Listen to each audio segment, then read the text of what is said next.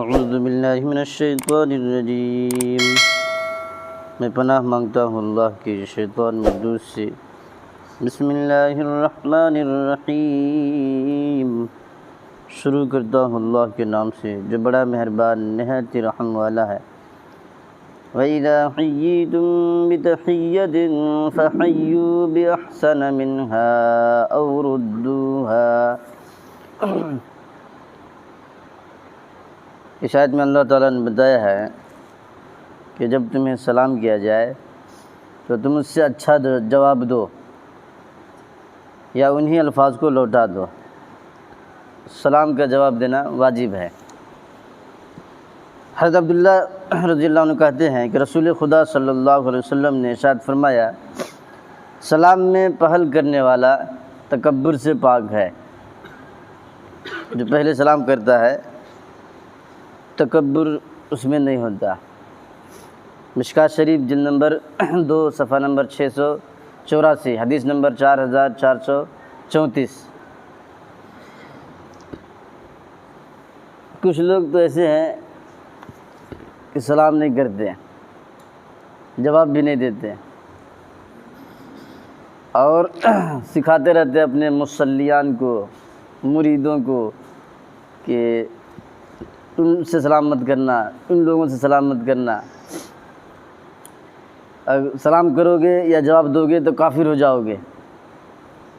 ایسے ہیں، آپ کو دیکھنا ہو تو یو پی میں چلے جائیں، مسلمان کی اولاد ہیں، اپنے آپ کو سنی اہل سنت والجماعت کہتے ہیں اور سکھاتے ہیں، بذات مولوی صاحب سکھاتے ہیں۔ اتنی حدیثوں کو مذاق اڑا کے رکھا ہوا ہے، جہالت کی بھی کوئی حد ہوتی ہے۔ حضرت ابن عمر رضی اللہ عنہ کہتے ہیں کہ حضور پاک صلی اللہ علیہ وسلم نے فرمایا، یہودی جب تم میں سے کسی کو سلام کرتے ہیں تو سلام علیکم کہتے ہیں، یعنی تم پر موت ہو جائے تو تم جواب میں صرف وعلیکم کہہ دیا کرو۔ بخاری شریف جلد نمبر 3 پارہ نمبر 28 صفحہ نمبر 421، حدیث نمبر 1818۔ ترمذی شریف جلد نمبر 2 صفحہ نمبر 257، حدیث نمبر 1154۔ ترمذی شریف کی اسی روایت میں یہ لکھا ہے کہ جب تم کو اہل کتاب سلام کریں، اہل کتاب بول دے تو یہود و نصارہ، عیسائی اور یہودی دونوں آ جاتے ہیں۔ جب تم کو اہل کتاب سلام کریں تو جواب میں یوں کہو، علیک ما قلت، تم پر وہ ہو جو تم نے مراد لیا ہے، جو تم نے سمجھا ہے، جو تمہارا ارادہ ہے۔ اس حدیث کی شرح میں لکھا ہے، یہ کلمہ اس وقت کہے جب کہ وہ سلام کے علاوہ کوئی برا کہے، یہود و نصارہ برا کلمہ سمجھے، ورنہ اس کے جواب کا سلام جو اس نے سلام کیا ہے صحیح ڈھنگ سے تو اسی طرح دے دے۔ یہودی لوگ حضور صلی اللہ علیہ وسلم کو سلام کرتے تھے تو جو صاف دل کے رہتے ہیں، کچھ میڈیم، تو صحیح ڈھنگ سے کرتے تھے، السلام علیکم۔ کچھ لوگ بدماش رہتے تھے تو السلام علیکم، تم پر موت ہو جائے، ایسے کرتے تھے۔ تو حضور پاک صلی اللہ علیہ وسلم بھی وعلیکم خالی کہتے تھے، وعلیکم۔ یہ تو ہو گیا قرآن شریف کی آیت پڑھ کے بتایا، حدیث شریف پڑھ کے بتایا۔ یہ حنفی مسلک کے علماء نے لکھا ہے کہ ذمیوں کو اور کفار کو سلام کا جواب دینے میں مذائقہ نہیں ہے۔ ذمی اس کو کہتے ہیں جو اسلامی ملک میں رہے، اسلام قبول نہ کیا ہو، ٹیکس دیتا ہو۔ اگر وہ کسی مسلمان کو السلام علیکم کہے تو وعلیکم السلام کہہ دینا ہے۔ یہ ہدایہ شریف میں جلد نمبر 4 میں صفحہ نمبر 346 میں لکھا ہوا ہے۔ حضرت ابن عباس رضی اللہ عنہ کہتے ہیں کہ اللہ کی مخلوق میں سے کوئی بھی سلام کرے اسے جواب دو، چاہے وہ مجوسی ہی کیوں نہ ہو۔ مجوسی آگ کی پوجا کرتے ہیں، ستاروں کی پوجا کرتے ہیں۔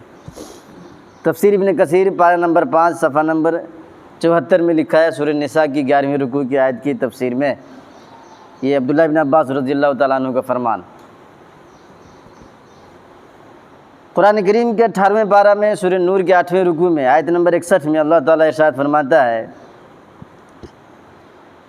جب تم گھروں میں جانے لگو تو اپنے والوں کو سلام کر لیا کرو، یہ دعا خیر ہے جو بابرکت ہے اور پاکیزہ ہے اللہ کی طرف سے۔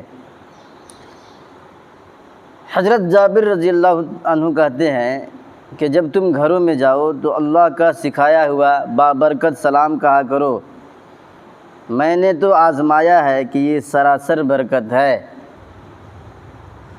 اور ابن طاؤس رحمۃ اللہ علیہ فرماتے ہیں، تم میں سے جو گھر میں داخل ہو تو گھر والوں کو سلام کہے۔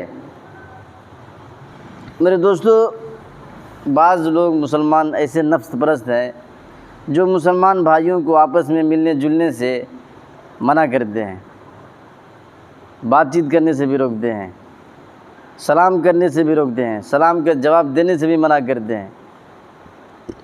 ایسے مزاج کے لوگ ہیں۔ مسلمان کا بتایا نہیں کہ حق حقوق ہے ایک مسلمان کا دوسرے مسلمان پر، وہ حق ادا کرنا ہے۔ ہم لوگوں کو مسلمان ہونے کی فکر نہیں رہتی زیادہ، کسی گروپ میں کسی جماعت میں جڑنے کا شوق زیادہ رہتا ہے۔ ہم مسلمان رہیں یہ فکر نہیں رہتا ہے۔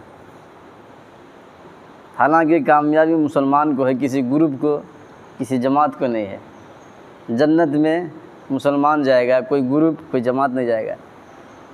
اس لیے مسلمان رہنے کی زیادہ کوشش کیا کرے، اس گروپ میں اس جماعت میں یہ طبقہ میں وہ طبقہ میں جانے کی فکر نہ کیا کرے، مسلمان رہے پہلے۔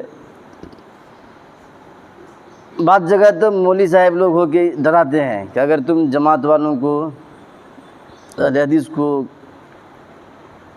سلام کر دو گے تو تمہارا نکاح ٹوٹ جائے گا۔ جہالت کی بھی حد ہوتی ہے، ایسے نہیں کہنا چاہیے، غلط بات ہے۔ کوئی کتنا بھی بیکار ہو، کافر ہی کیوں نہ ہو، پڑوسی ہے، اس سے بھی اچھی ڈھنگ سے بات کرنی ہے۔ یہ نہیں کہ کافر ہے تو بدتمیزی کریں، اس کو گالی گلوچ کریں، ایسا کچھ نہیں ہے۔ یہ شریعت ہے، شریعت۔ بدتمیزی کرنا، گستاخی کرنا، آڑے پھاٹی بکواس کرنا، یہ ہمارا شریعت کا تہذیب نہیں ہے۔ اللہ نے قرآن میں حکم دیا ہے، وَقُولُوا لِلنَّاسِ حُسْنًا، اور لوگوں سے تم اچھے ڈھنگ سے بات کیا کرو۔ یہ لوگوں کون ہے؟